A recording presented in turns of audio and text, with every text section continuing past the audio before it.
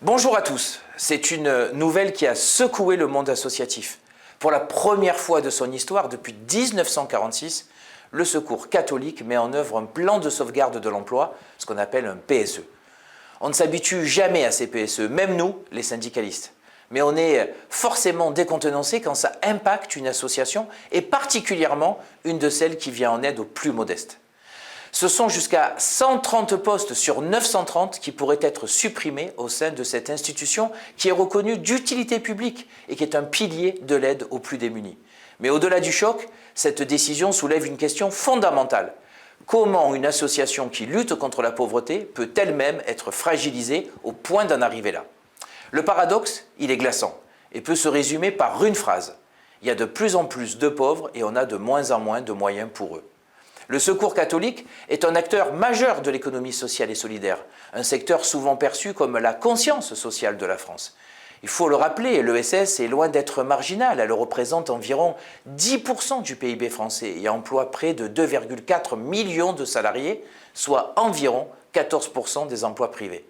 Ces chiffres montrent que l'action du Secours catholique et de ses 58 000 bénévoles qui l'animent est cruciale pour le tissu social du pays. Mais si la mission est vitale, la réalité financière, elle, est brutale. Le Secours catholique traverse une crise avec 11 exercices déficitaires sur 16. Alors pourquoi? La cause principale est la baisse des dons, couplée à une diminution drastique des subventions publiques. La part des subventions dans le budget des associations a chuté de 41% entre 2005 et 2020. En d'autres termes, face à une pauvreté qui explose, l'aide se contracte. La CFTC dénonce non seulement l'ampleur du PSE, mais aussi le manque de transparence et les méthodes employées. Des salariés apprennent déjà la suppression de leur poste, avant même le début officiel des négociations. Une pratique pour nous inacceptable, même violente. Surtout, la CFTC estime que ce PSE n'est pas inéluctable. Des solutions alternatives existent. Nous pensons par exemple que la vente du siège national aurait pu permettre de dégager rapidement des liquidités. Cette piste, qui avait été validée par la Cour des comptes, semble avoir été écartée au profit d'une coupe massive dans l'emploi salarié. La conséquence de ces suppressions est claire. La charge de travail va retomber sur les salariés restants et surtout sur les bénévoles qui pourraient entraîner un vrai risque de désengagement, alors même qu'ils sont déjà très difficiles à recruter.